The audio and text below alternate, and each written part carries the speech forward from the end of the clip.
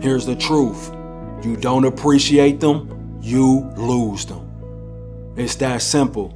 And yet, somehow you've convinced yourself that people that God sent into your life will stay no matter how hard or bad you treat them. You think you got time, don't you? You think they'll always answer the phone, always show up, always forgive, always overlook your absence, your coldness, your selfishness. You think grace never runs out. But even God in his word makes it clear in Proverbs 27 verses 17, as iron sharpens iron, so one person sharpens another. That means relationships are supposed to grow and strengthen each other. Not one person doing all the sharpening until they're dull and broken from trying. And here's the thing, here's the hard truth. People get tired.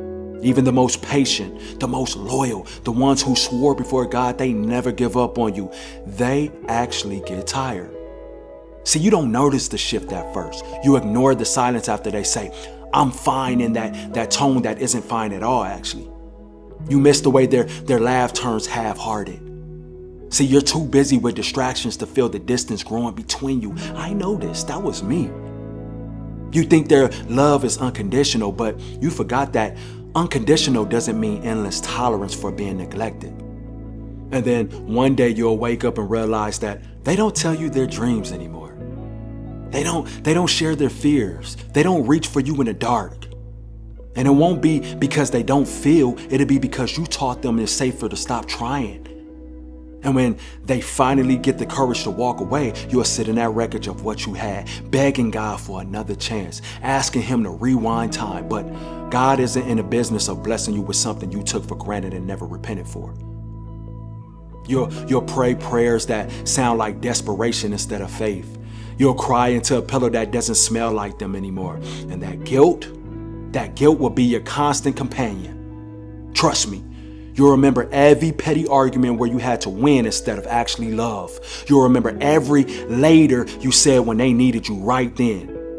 You'll remember how you rolled your eyes when they tried to get your attention. You'll remember how their last I love you felt different, but you brushed it off.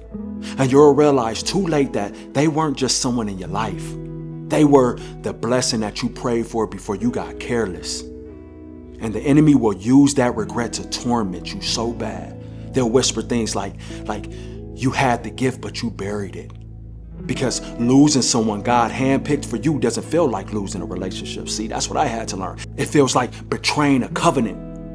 And you can tell yourself all you want that you'll find somebody else. But you know what? Deep down, you'll know the truth. You'll know what you had was rare, and God doesn't just hand out rare twice to people who waste it. You'll see them one day smiling in somebody else's arms, and you'll want to hate them, but you can't, because they didn't leave to hurt you. They left to survive you. They'll be happier, they'll be lighter, and you'll be standing there with the crushing awareness that your pride was the price that you had paid for their absence. And when you get home, you'll close your door, and that's when the quiet will choke you. I promise you. No sound of their voice. You know what I'm saying? No footsteps, just emptiness. And that emptiness will echo with every moment you should have chosen appreciation, but you chose convenience instead. See, you will wish for one more chance. But here's the cold part. You won't get it. Because God will protect them from going back to a place where they're unseen. And then you'll sit there yourself with your Bible open. You'll be reading verses about love and patience, and every single one of them will hit you in that chest.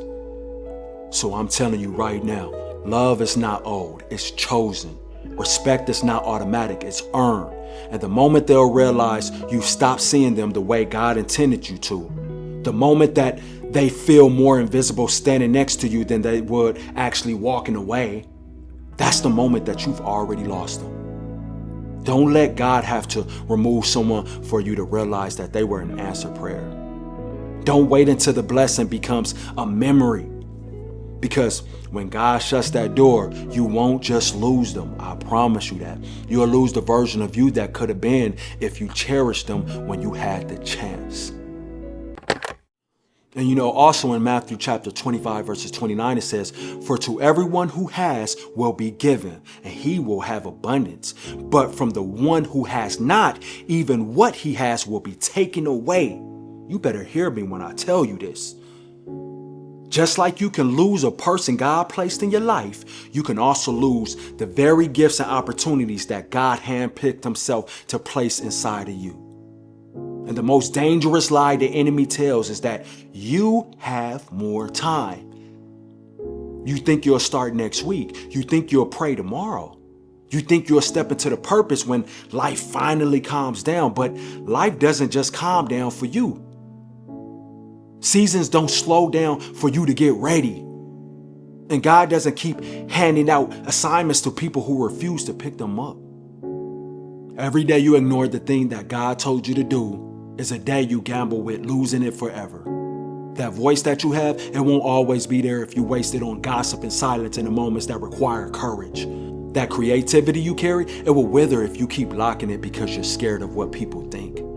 That vision he gave you in the middle of the night, it will pass to someone else if you keep telling him, "I'm not ready yet." Because here's the truth. God doesn't need you to fulfill his plan. No, he chooses to invite you into it.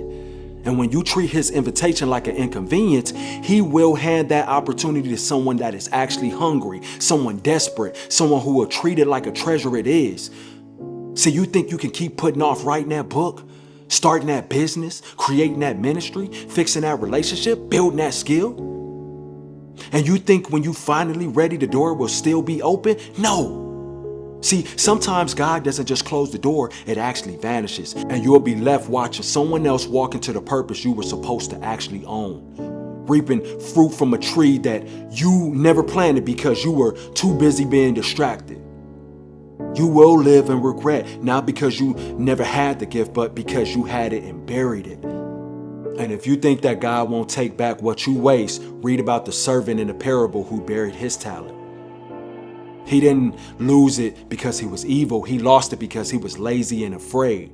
And God called him wicked for it. See, that should terrify you because the gift that you take for granted now is the same gift that you're going to be begging God to return later. And when he says no, it won't be out of cruelty. It'll be because he warned you.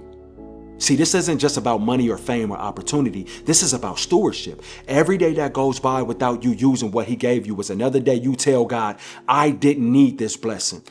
And if you think he won't listen to that unspoken message, you don't understand how holy he is. You need to wake up tomorrow with a lot of urgency because the clock is ticking, not just on your life, but on your assignment. You can't keep asking God to elevate you while you're still ignoring the platform that he already gave you.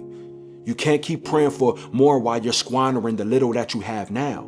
You can't keep asking him to bless your voice if you're only using it when it's comfortable. I'm telling you right now, the gifts that God gives is powerful, but they are not toys. And when you stand before him, he's not going to be asking how scared you was. He's going to be asking, what did you do when he gave it to you? So stop waiting for the perfect time. The perfect time is the moment he gave you breath this morning. You either use it or you lose it. And once you lose it, you don't get to decide if it comes back. God does. And the scariest thing he can say is, "I gave it to you, and you decided to bury it."